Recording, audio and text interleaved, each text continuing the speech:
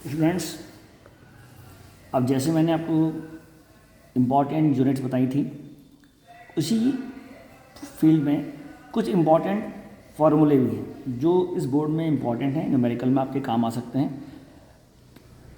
10th board में हमारे पास दो ही मेन चैप्टर हैं, एक इलेक्ट्रिसिटी और लाइट, ह्यूमन आई, तीसरा चैप्टर है। तो इसमें फार्मूला है क्वांटाइजेशन। क्वांटाइजेशन एक वर्ड है कि चार्ज हमेशा एक बॉडी से दूसरी बॉडी में इलेक्ट्रॉन के इंटीग्रल मल्टीपल में ही ट्रांसफ़र होता है। यानी एक बॉडी से दूसरी बॉडी में जब चार्ज जाएगा तो जो भी चार्ज आएगा वो इलेक्ट्रॉन के जो चार्ज होता है उसके मल्टीपल में, इन गुणा में ही जाएगा। तो फार्मूला है Q = N × E, यानी फार्मूला हो गया चार्ज, N है नंबर ऑफ इलेक्ट्रॉन्स और इंटू चार्ज ऑफ इलेक्ट्रॉन। ये क्वेश्चन कब काम आता है, फार्मूला कब काम आता है? जब हमें ये निकालना हो कि एक बॉडी से दूसरी बॉडी में इतना चार्ज चला गया तो कितने इलेक्ट्रॉन हमें ट्रांसफ़र हो गए या कितने इलेक्ट्रॉन आ गए। तो फार्मूला याद रखना क्वांटाइजेशन का, Q = N × E, मतलब charge = number of electron into charge of electron.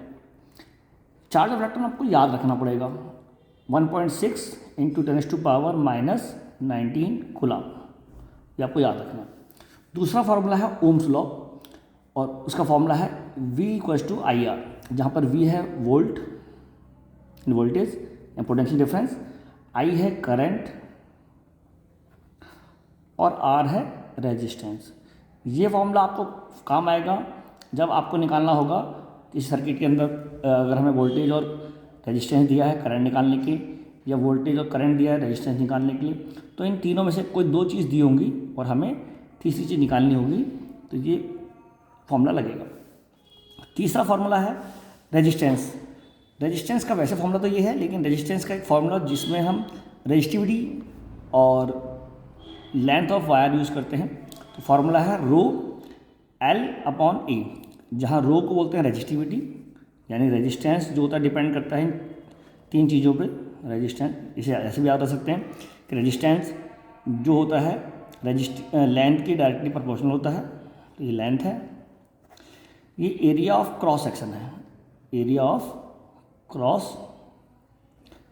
Section यानी जो तार होता है उसका एरिया, और रो यहाँ पर रेजिस्टिविटी है, तो रेजिस्टिविटी तो हम लिख सकते हैं। अगर हमें कोई न्यूमेरिकल, इसमें बहुत सारे न्यूमेरिकल आने की संभावना रहती है। जैसे ही क्वेश्चन आता है कि एक तार है, उसकी लंबाई हमने डबल कर दी और उसका एरिया ऑफ क्रॉस सेक्शन आधा कर दिया, तो नया रेजिस्टेंस कितना होगा? तो हम पहले वाले को L मान लेते हैं और एरिया को A मान लेते हैं। नए वाले में हम जो भी इसने बोला होगा, डबल कर दिया तो 12 कर लेंगे, अगर हाफ कर दिया तो L/2 कर लेंगे, और रेशियो निकाल कर हम दूसरे वाला रेजिस्टेंस फाइंड कर सकते हैं। तीसरा फार्मूला है पावर का। पावर का फार्मूला है, ये पावर निकालने के लिए, ये भी बहुत क्वेश्चन आते हैं इसमें, पोटेंशियल डिफरेंस या करंट। ये अगर हमें बोला होगा कि बल्ब है उसके ऊपर ऐसा लिखा हुआ है, तो potential difference into current power निकालने का, या हमें इन दोनों में से कोई चीज़ दी पावर निकालनी है तो हम यूज़ कर सकते हैं, या पावर दी है वोल्टेज दी है तो हम करंट निकाल सकते हैं। तो ये एक इसका फार्मूला है। अगर हम V को हटाकर क्या लिख दें, IR, तो इसका एक फार्मूला बन जाता है I² T। अगर हमने क्या हटाया, यहाँ पर हमने V को रिप्लेस कर दिया IR से, तो फॉर्मूला बन जाएगा ये वाला।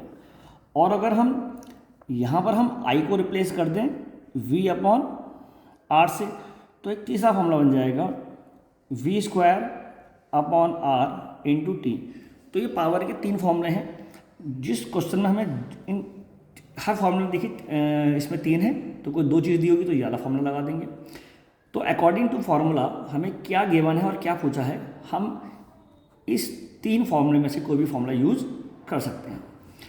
अब जो हीट प्रोड्यूस और एनर्जी कंज्यूम का क्वेश्चन आता है, तो उसमें हमें क्या करना है, क्योंकि एनर्जी कंज्यूम निकालने के लिए या हीट प्रोड्यूस निकालने के लिए हमें पावर का यूज़ करना होता है।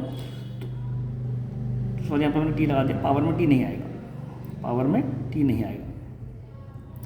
तो यहाँ फॉर्मूला रहेगा I² R और यहाँ रहेगा V² R। ये किसका फॉर्मूला है, पावर का। और मुझे लगाना है हीट प्रोड्यूस और एनर्जी कंज्यूम। तो फॉर्मूले में क्या होगा, इन्हीं फार्मूलों में जो पावर के फार्मूले हैं इसके आगे हम क्या लगा देंगे, टी। तो जैसे हीट कंज्यूम हो गया I² R इंटू टी, यहाँ पर एच हीट है, आई करंट है, आर रेजिस्टेंस है और टी टाइम है। ऐसे ही एक और फॉर्मूला हो सकता है, अगर मैं वी आई और टी लिख दूँ, जहाँ पर वी वोल्टेज है, आई करंट है और टी टाइम है। या तीसरा फॉर्मूला है V² अपॉन आर टी। ये फॉर्मूला तब होता है जब हमें निकालना होता है कि कोई बल्ब है वो इतने समय में कितनी हीट पैदा करेगा या कितनी एनर्जी कंज्यूम करेगा। तो उस तरह के फॉर्मूले में हम ये वाले उस तरह के क्वेश्चन में हम ये वाले फॉर्मूले यूज कर सकते हैं। एक फार्मूला है रेडियस ऑफ कर्वेचर। तो ये कभी कभी एमसीक्यू में छोटे से नंबर में पूछ सकते हैं कि अगर हमें किसी लेंस की फोकल लेंथ दी है और रेडियस ऑफ कर्वेचर पूछा है, तो radius of curvature focal length का डबल होता है। Radius of curvature focal length का डबल होता है, तो 2 इंटू फोकल लेंथ लिख देंगे और हमारी वैल्यू आ जाएगी। एक मिरर फॉर्मूला, ये मोस्ट इंपॉर्टेंट है, इस बार इसके आने के चांसेस बहुत ज़्यादा हैं इसके ऊपर बेस्ड न्यूमेरिकल। तो 1/f 1/u प्लस 1/v, जहाँ f फोकल लेंथ है, u डिस्टेंस ऑफ ऑब्जेक्ट है और v डिस्टेंस ऑफ इमेज है। इस फॉर्मूले के ऊपर जो न्यूमेरिकल मैं आपको अभी अगले वीडियो में भेजूंगा, तो ये इस बार लेंस फार्मूला, मिरर फार्मूला और पावर के फॉर्मूले, रेजिस्टिविटी के फॉर्मूले, इस बार इनके आने की संभावना बहुत ज़्यादा है। तो आप लोग इसी के अकॉर्डिंग तैयार कर लीजिए। अगर आपको किसी क्वेश्चन में कोई क्वेरी आती है तो आप मुझे मैसेज कर सकते हैं, मैं पूरी कोशिश करूँगा कि आपको सेम डे उसका रिजोल्यूशन प्रोवाइड कर दूँ। तो इस तरह से आप इन फॉर्मूले को देख लीजिए। तो ये फार्मूले इस बार के न्यूमेरिकल्स में आने की बहुत बहुत संभावना है और इनको आप तैयार कर लीजिए। इनके बेस पे क्वेश्चंस तैयार कर लीजिएगा। धन्यवाद।